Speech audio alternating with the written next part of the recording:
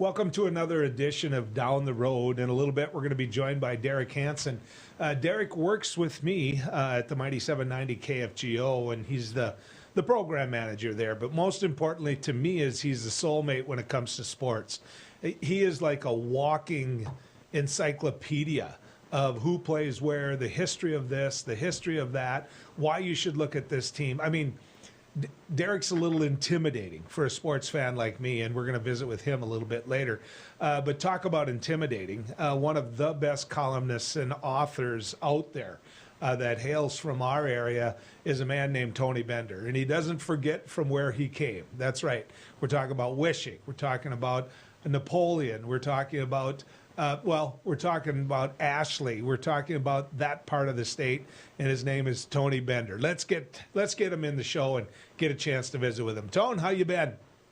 I've been great, Joel, and I like that word, intimidating. It is. I feel so powerful. It is. I'm not kidding you. You don't forget things. What's wrong with that? I mean, were you always that way as a kid? Was everybody looking over your shoulder in school just trying to at least get a C so they could stay eligible for football, speaking of me? Well, I did hang one once in a while just to let them know I could, you know. And I don't bring the driver out of the bag much anymore. You know, I try to facilitate things. So I think I've matured a little bit, but there is an occasion where an editorial needs to be written, and so I do. I have hung a few lately, but for a good cause. You know, I might be a vigilante, but the cause is right. Can I just say that you don't very much anymore is just, you know, let's not begin this interview with a lie, okay? Because when I read you, I read a man that you might do it in different ways. You might do it with humor. You might do it with just, I'm ticked off, I'm writing it, and you might do it from just that historic background. But I got to tell you, you can do it, man, and that's why I'm like a groupie. The reason I asked you on, and that Amy and I gave you a holler, is because of what's going on in North Dakota right now. Let me explain it, what I'm getting at. Okay, we're really good. If you walk into any cafe, walk into the Ashley Cafe, I'll walk into the Hankinson Cafe, and if you say, we want less government, do you want less government? They're going to say what? They're going to say yes. Then what we're going to say is, do you want less government spending? Do we waste money? Is it frivolous? And, you know, the answer is going to be yes. Do you believe that what is coming out to people is absolutely too much, that they need to pull themselves up by the bootstraps? And the answer is going to be yes. We don't do that in North Dakota. We're the recipient of a lot of cash, and I want to get your take on that. Well, I'll tell you, a common theme at our county commission meetings is road projects. And we get a lot of money. I mean, if there's a major project to be done, the feds are going to be involved.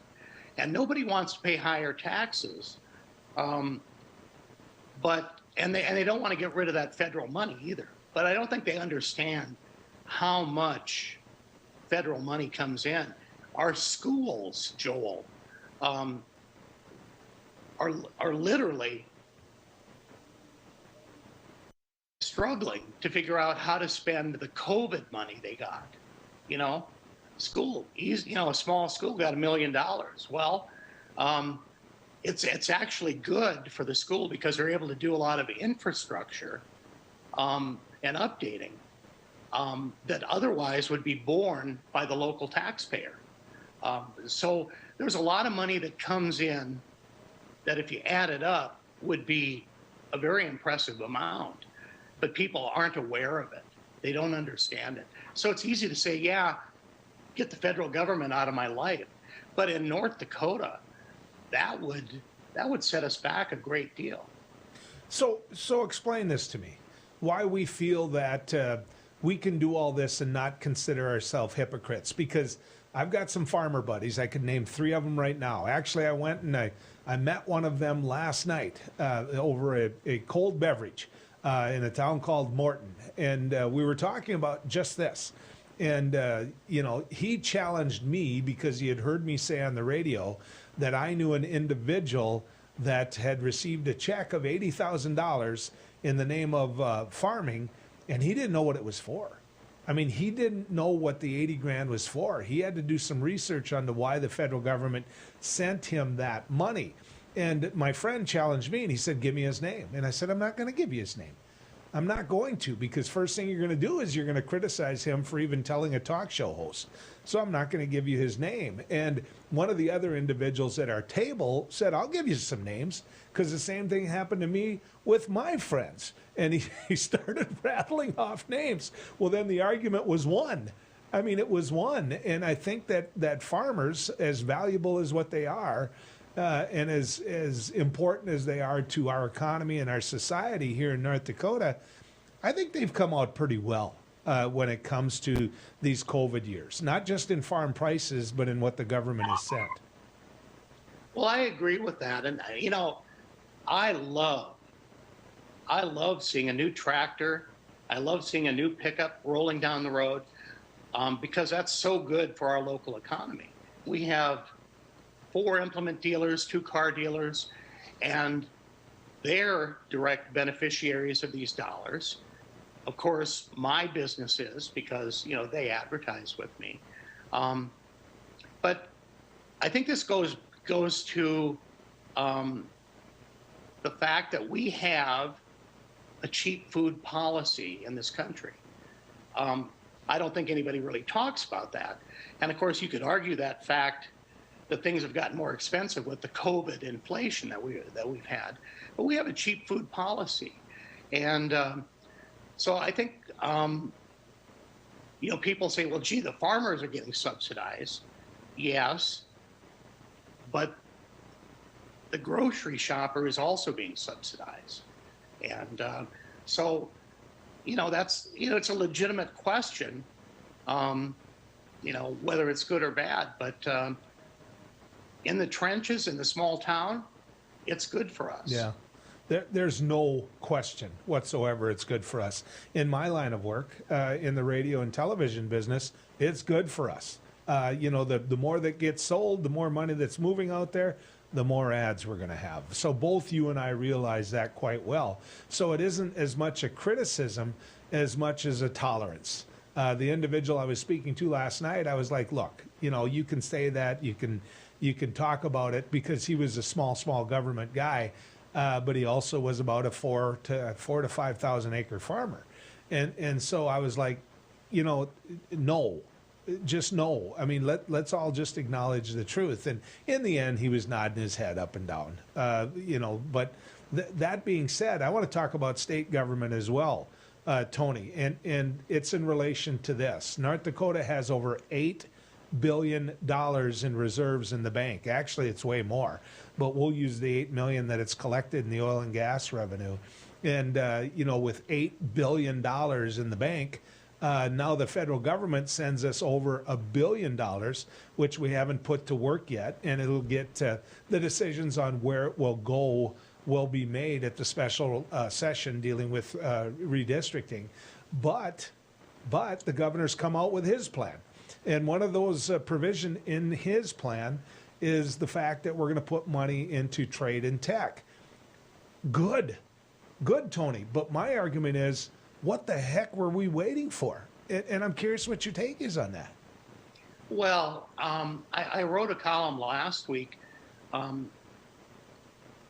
addressing the issue of workforce, which is the biggest thing I think we face in the state. And we're doing very little to retain the people we have, to bring people in, and to give people a reason to come here. So I like the idea of that infrastructure.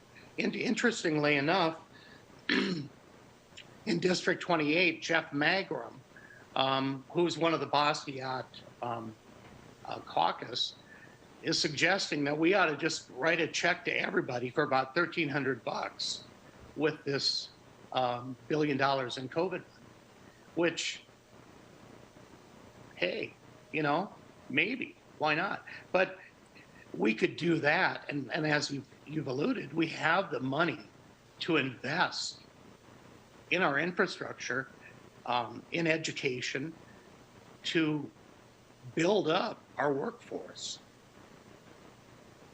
Well, if Representative Magrum actually read the century code that he swore to uphold, he'd find out we can't do that. I know. Yeah, I know you know, because I've read that coming out of your wrist to pen to paper. But Alaska does it, which is why I think that comes in. And he makes an argument worth debate. He really does. But here's the big but. That we've got a system that we can invest in. And we've lost a generation of having enough electricians and plumbers and nurses' aides and LPNs, and we've lost them because we haven't prioritized it at the high school level and at the college level. And so now we're going to deal with it, which is good because we're moving forward. But at what point do we get to take a step back and say, you had the money? This is a lack of leadership. Well, I don't think there's any doubt about it. I just don't. I understand having a rainy day fund, but sometimes you got to look out and say, "Hey, it's raining," and I don't think we've done that. And I don't understand it. Well, I think I do. I think it comes down to people look at it and they say, what is this going to cost us? What is this expense going to be? Gosh, can we justify this? And of course, then they'll throw the socialism word out there, which makes no sense in North Dakota with all the money that we get. But I look at it as an investment. That's how you sell it. Can we take this money and can we say, okay, we're going to give a rebate to people who go to school here and come back here and open their businesses or work, contribute to the economy. That's an investment. And I think that's how we have to look at it. Tony, hang with me, because one of the things I want to talk to you about is income tax versus property tax versus sales tax. And so Tony Bender, ladies and gentlemen, one of those great columnists out there. You can read him in so many publications. We'll get to that as well. First and foremost, he's a writer. I get that. But he owns papers. He owns the Ashley Tribune. He owns the Wishek Star. He's never forgotten what it's like to publish small town newspapers. And of course, that talent is taking him elsewhere. You see his column in the big ones. You see him in the Fargo Forum, which carries it to a number of others. But Tony Bender has long been a must read for me. And Tony, before we get into the debate about taxes, I don't want to forget to make sure people know what you've written as far as publications, what books they can find heading into the holidays. Tell people what's out there for them. You can Google me and you'll find a number of books, collections of columns, and I've got a couple of novels that I've written. One is The Last Ghost Dancer, and If Ever a Month Were June. But if you look up the Ashley Tribune or Wishek Star and connect with me, we can get you there. And it's interesting. I haven't written a novel for a while. I was so busy with other things, but I'm thinking I'm about ready to dig into another novel. Well, okay, let's go back to some of the meat and potatoes I got to talk to you about, though. You own 2 businesses or more, for all I know. You own a beautiful home. What did you pay more of last year when you wrote the check? Which one hurt the most to write that check? Was it your property tax or was it your state income tax? Oh gosh, I just wrote the check today. I always have to extend because for me to gather up all my information on time is very difficult. But property tax number 1, and then but the state tax is hardly anything. Mm-hmm. Exactly. And And so when Governor Burgum came out with this plan of using those federal dollars and eliminating or reducing the state income tax, to me, my take on that as a former legislator was that all we're helping there are the people on the very top level of income. Because folks like myself and you, the income tax we pay as middle income earners, and I'm assuming you are, folks like us, the amount we pay there is small compared to what we pay in property taxes. I mean, my property taxes are high, and they feel like a punch in the gut when I got to pay them. And so why do you think Governor Burgum is doing this? Oh, there has been, in my mind, a grand struggle, generally from the Republican Party, to shift the burden to the middle class and to do whatever we can to benefit those at the top with tax breaks. We saw it with George Bush. We saw it with Trump. And then when the Democrats get in, there's a little pullback because, what was Obamacare? Obamacare was a way to redistribute some of that wealth and give the people in the middle a break. So I think it runs fairly deep in both parties. I think it's fair to say that the Republicans tend to favor those who have a lot. And I think the Democrats historically have tried to give back through Social Security, Medicare, Medicaid, those types of things to the people who are in the middle. So there's more of those safety net programs. And I think, I mean, I know which side I'm on, but that's probably my perspective from the middle. Yeah. I want to also switch gears in relation to, you've been a real champion of people getting vaccinated, people understanding what a pandemic is all about. Both you and I can give examples of, middle to upper-aged men and what it's like to deal with some health issues here and there. So let me say this, the hardest part in all of this seems to have been being a school board member and having the courage to do what you needed to do to have in-school learning, to have face-to-face learning. And I don't know if you've seen this, Tone, but there's a video that's gone viral of a school board member, I think she's down in Florida, where she kind of takes the anti-mask, anti-vax group to the woodshed. Anyway, if you haven't, let me explain it to you. She talks about how she can completely accept the right for them to come and protest at the public meetings and the public hearings.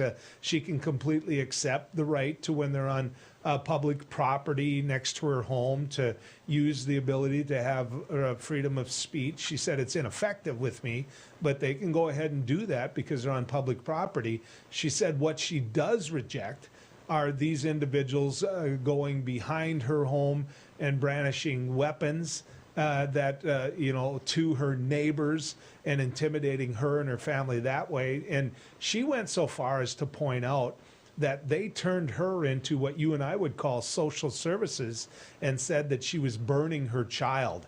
When her child was on a play date with some friends, social services had to go with her and go to her child and remove her clothes to find the burn marks when there weren't any burn marks. She didn't do it. They did it just to be vicious, all because she's a school board member. I mean, when do we get our arms around this? Any given night, you can be found at a school board meeting covering it as a journalist. I mean, what the heck is going on, Tony? Oh, gosh. I think it was Pandora's box. I think that Trump really did. He saw this coming, was afraid that it could cost him the election, and it did. I think his handling of it did. But he downplayed it, mocked the concern, turned it into a political issue, kind of a macho issue. And it's never been that in this country. We have eradicated polio. We've eradicated many diseases. It's a public health issue. And to turn this into an issue of freedom. And look, I don't want to kick down anybody's door and make them take a vaccination, but they have a responsibility to the rest of us. They can't just go out willy-nilly and infect people. And that's, you know, we spent, and I'm talking about people like me, we spent the better part of a year and a half in sequestration for the good of the country. We didn't want to spread the disease. We didn't want to fill up the hospitals, and everybody else just went out and played. And they want to go out and play now. Well, you have a public social responsibility. If you don't want to be vaccinated, stay home. That's what they told us. Stay home. So, well, Tony, if Donald Trump runs again, which I think he will, does he win? Oh my gosh, I've been struggling with this, Joel. He's got a chance. For one thing, in all these local elections and, you know, state boards and things like that, they're setting the table to make it easier to swing the election. And so he's building an infrastructure to do that. And he was, 90,000 votes away from winning again in key precincts. So, yeah. But, you know, we're 3 years out. So a lot can happen.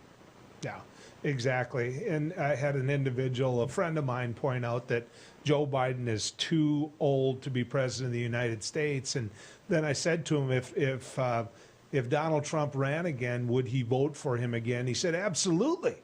And I said, well, by then, Donald Trump will be the age of Joe Biden now, you know, and that cost him a beer. He was willing to say, okay, you made your point. I'll buy you one. So something worked out there. Tony, you're good at what you do, man. Keep doing what you do. So appreciate you coming on.